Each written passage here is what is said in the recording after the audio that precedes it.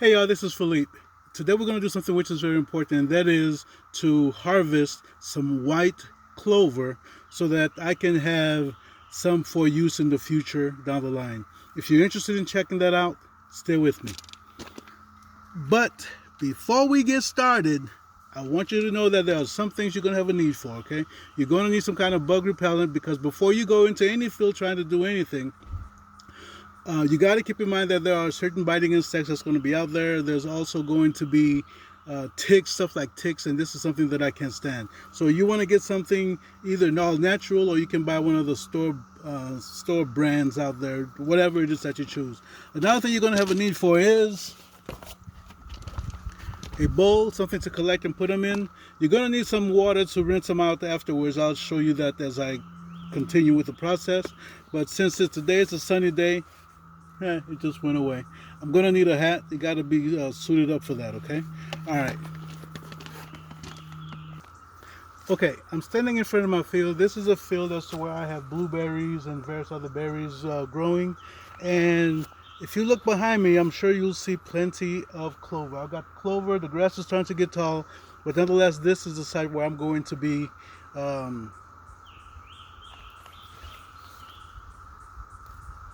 picking white clover.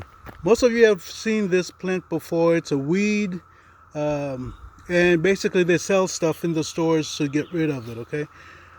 However, white clover has a lot of medicinal properties that goes with it, and one of the things it can actually be used for is for skincare. Guys, I am not a herbatologist or whatever it is you call them. I'm also not a doctor, so whatever it is I'm telling you about white clover today, take it with a grain of salt, but do your own research. By the way, did I say do your own research? Do your own research to verify whatever it is I'm telling you, okay? Do not take my word for anything. Do not trust anybody who's telling you anything, but verify, do your own studying, because at the end of the day, your health belongs to your own hands. Okay, let's see.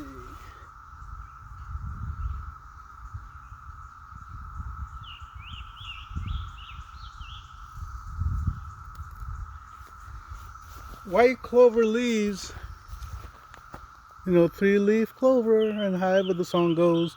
And if you're lucky and you find one with 4 leaves, I guess you can make a wish, okay? Even though this is not a Make-A-Wish foundation. So anyway, it has some leaves, but the leaves are not too big, but both the leaves and the flowers are actually useful, okay? So in our pickings, I'm going to start picking. What I'm going to be doing is just pick. When I pick them, I'm just going to pick them like that and just separate the stem from the flower itself. Okay, that's what I'm going to do. I'm going to put them in my bowl. So to get another one for you, if you sort of look at the flower, it's actually somewhat twofold, okay? The flower's got a top portion and also has what appears to be a bottom portion. I'm not sure why it does that, but it could be just that it's just sagging, it just sags a little bit. But nonetheless, all I'm doing is picking the stems, and ultimately I'm going to separate the stems from the flower. And thus all I have left is the flower in hand, okay? All right, I'm going to pause. Okay, this is what I got in about, call it about 10 minutes worth of picking.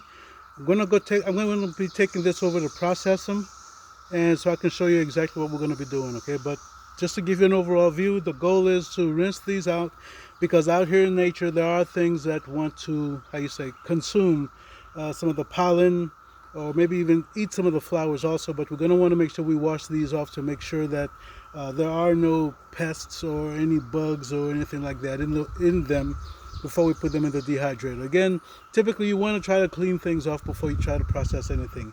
Now, there's another thing I'm going to want you to take a look at, okay? And that thing is that out here in the clover field, there are many different types of bees that come here to get some of the nectar so they can make some of that good honey stuff that we like. I believe that many of you probably have sampled some clover honey before. You've got also stuff like bumblebees. They come out here too. See that was a bumblebee and a honeybee. Honeybees are golden in color. Okay, But they're out here, okay? These are some of the grooves or whatever you see. That's my footsteps. That's where I've stepped at, all right? But there is plenty of life out here flying around trying to get some of the nectar from these clovers. Now, the sad part is that at some point I'm going to have to cut this. Okay, look at this. There's even a big spider that was in there. But nonetheless, I'm going to have to cut this for the simple reason that I'm not trying to create an environment for all these different critters to live in out here. This is not the purpose of this field. The purpose of this field is actually for me to be able to grow whatever foods that I want. And yes, if I want nature to benefit, I definitely do. But the bottom line is that whenever you leave stuff, whenever you let stuff grow and let it do what it's supposed to do, nature will come to it and do what it's going to try to do. Whether it's trying to feed or protect the things that God have created, it's going to happen. So therefore, if you want to keep certain things away, make sure you do not create an environment for them. Otherwise, you may have issues with them and taking lives of stuff that you don't really want to take the life of. Okay. Okay, here's what we're doing. This is what I've collected. And to be frank with you, I sort of cheated a little bit as to where I actually pulled some of the stems from some of these already. And the whole goal is to try to get this going as fast as possible. All right, to get this done as quickly as possible. But when you separate them, you're going to end up with you may end up with a little stem, and that's okay. I mean, look at this one that I did earlier. It had a longer stem. If you want, you can cut them. You can cut more out. But nonetheless, the bottom line is to actually do what you got to do. There's something that I forgot to show you while I was in the field. Well, it's just out there. Is that the way I was collecting them? Is that I would run my fingers through like this and get a bunch of them, and I would just pull them up out of the ground, and they would snap off like this. Okay, that's the process I use in collecting them, because I didn't want to try to take the time to do them one at a time. Just to me, that's just a waste of my time, and that's not something that I really want to do. I don't like wasting my time. If you're not, I guess if you don't know me, I just don't like wasting time, because to me, time is very valuable, and once it's gone, it's gone. Okay, once your time is gone, it is gone. And I'm not even referring to death. And again, these are the leaves. Okay, these are the leaves. 3-leaf clover, 4-leaf clover. If you can find one, good luck. Okay, so like I said, I'm basically pulling these stems off. That's basically what I'm doing. And maybe we can talk while I'm doing this, okay? I've got a little cheat sheet that I've got right here to remind me of certain things that I want to tell you about, okay? Pertaining to white clover. White clover is good medicine. The leaves are supposed to be useful too. White clover has very similar properties to the red clover, okay? Now, some of the properties of red clover, I don't know if you can see this or not, but there are some little bugs in here. And the key thing is to get rid of them, okay?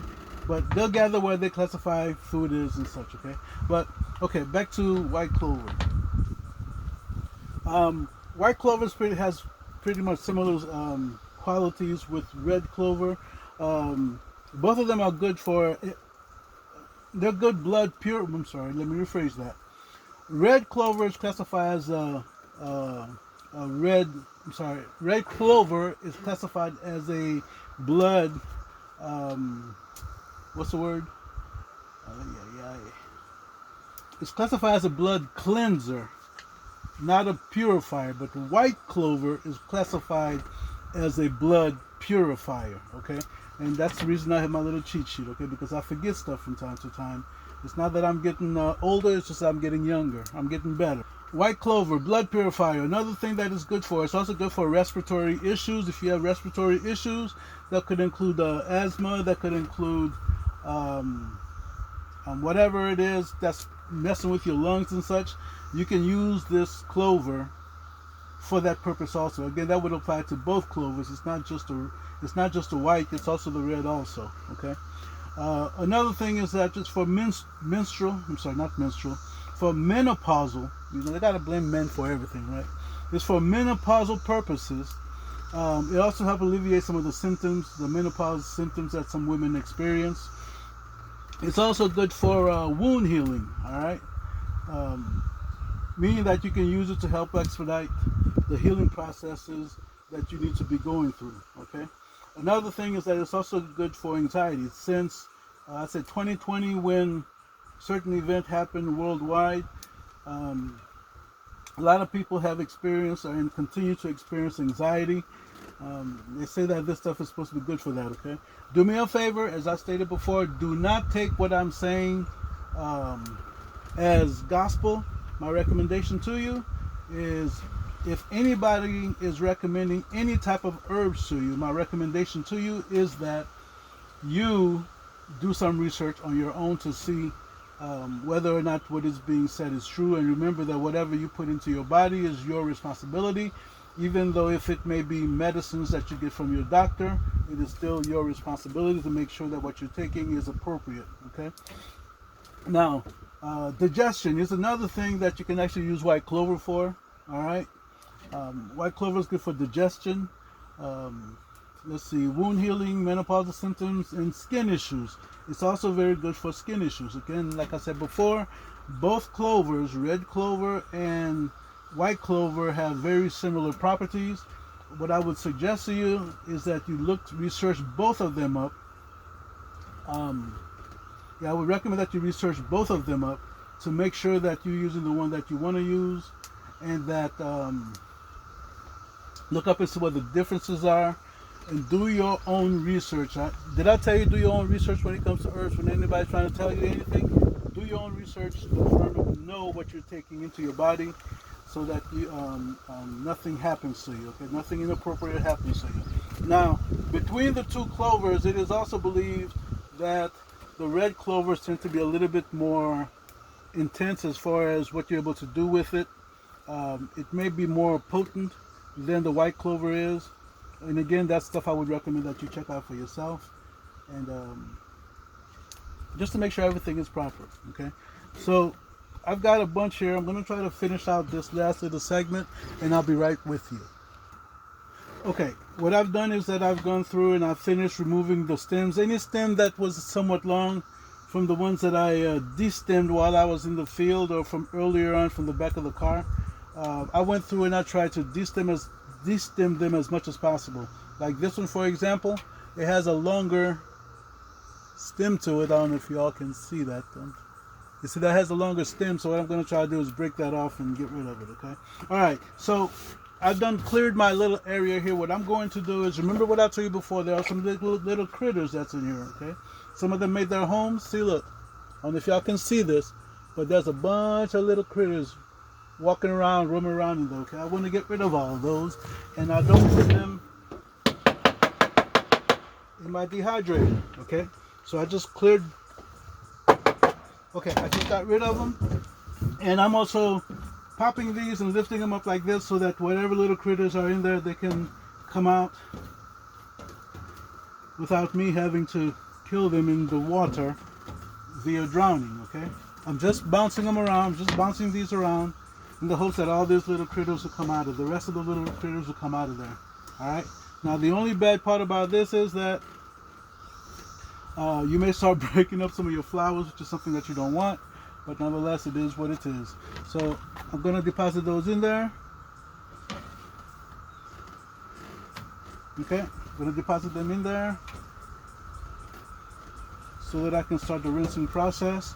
But my recommendation is to bounce them on this table more than one time to make sure that you get as much of them out as possible.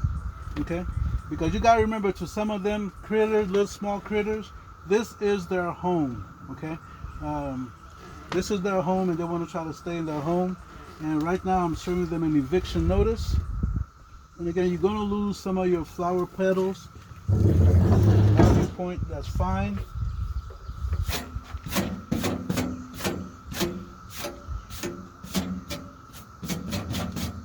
Of course, I would not be doing it like this on the kitchen table, okay? That some of you will be, but, okay? And again, what I'm going to do is I'm shaking them up a little bit, hopefully gets whatever other critters out of there.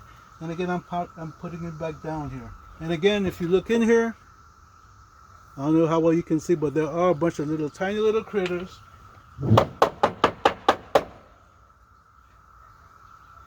That's living in there. Well, maybe I can just... maybe I'll just keep putting them back and forth in here and see, maybe that'll get rid of them all.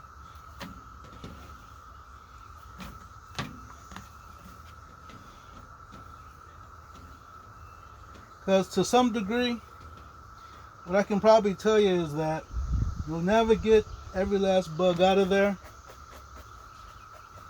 Okay, I'm saying that because they're very tiny, and which means that some of these is going to be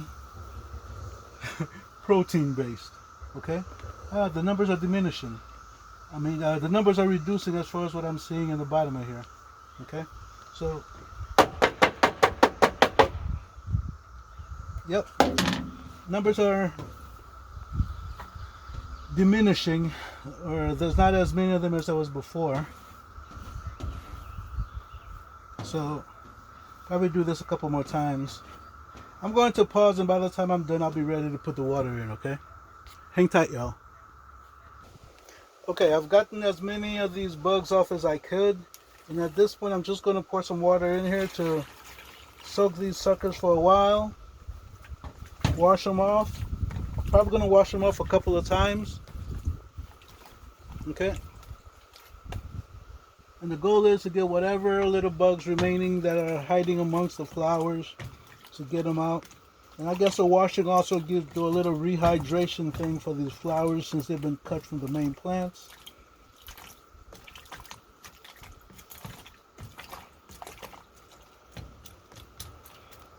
So I'm just washing them off and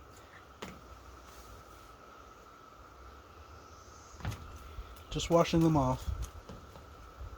Okay, I'm gonna grab the tray from the dehydrator, from the dehydrator. I've already been dehydrating some other stuff in the dehydrator. This is the tray that I've got. It's a metal rack with one of these little plastic things. One side is smooth as silk. The other side is more rugged with some little with all the little holes that's in there. I'm not sure if you can see that or not. Okay, so the goal is to wash these off.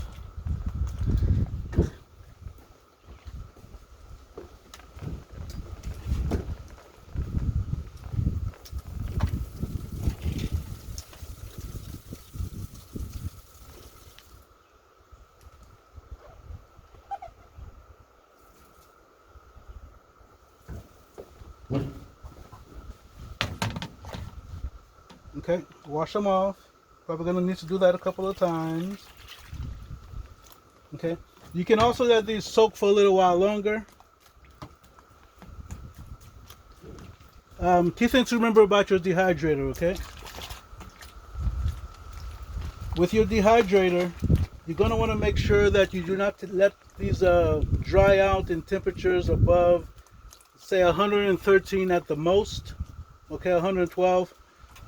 Around there, but ideally you want to dry them up at around 95 degrees at a temperature that's less than 100. Okay, and again, you can let these soak longer if you wish, but I think for my purposes and stuff here, I think these will do fine. Okay,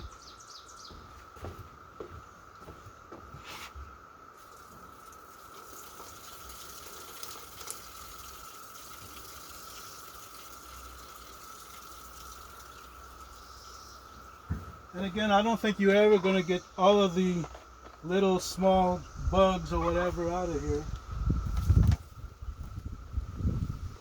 Alright, I don't think there's any product out there that will tell you that everything is 100% clear and there's nothing in there. Years ago, we had a guy at our church, Brother Melvin. He worked for the FDA, and one of the things that he mentioned to us at a program at church about foods is that as it pertains to chocolate, you can take any chocolate bar, cut it up into 10 pieces, and one of those pieces would represent the fecal matter that the FDA actually allows in chocolate. Okay, I know it sounds gross. Okay, I remember when we learned that, my little girls, when they were smaller, they didn't eat chocolate for quite a while. All right.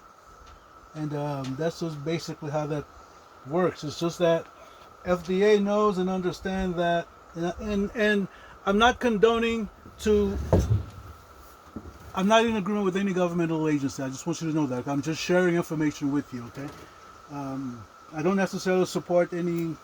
I don't necessarily stand behind any of our governmental agencies. Well, I don't want to get into that. So, but they have an understanding that there's going to be critters and stuff that's going to get into whatever it is that we eat. Herbs will be no different. That is my dehydrator, and I've already got some other stuff I've been dehydrating in here.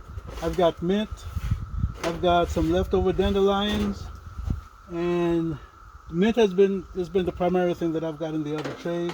So this tray is going to go in here. All right. I know you can't see it because this is in sunlight. So I'm going to put this for about 24 hours. I like to do things for 24 hours. Okay, if you can see, this is 24 hours. The temperature right now is at 150 something. I'm taking it down to 95 degrees. And again, this is about where you actually want to, how you say, keep everything, oops, sorry about that. Keep everything in your dehydrator. Hang on.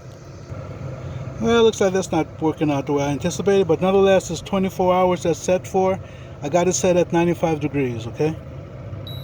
See that? 95 degrees is where I got it set at, and that's basically where I want to do the dehydration. Something to keep in mind, when you're done with whatever it is that you're dehydrating, when you're storing them in glass containers or whatever containers you're storing them in, except for Ziploc bags, that's not a good place for them because mold and whatever can still form in those. What you're going to want to do is that you're going to want to put oxygen absorbers in there that'll keep it in a moisture-free and reduce the oxygen levels inside there so that your product will last a whole lot longer. Okay, basically an airtight container will do just fine. All right, what's that, mason bag, whatever it is that you feel that will fulfill the airtight container requirements. Put an oxygen absorber in there and your stuff should last you for quite a while. Y'all take care.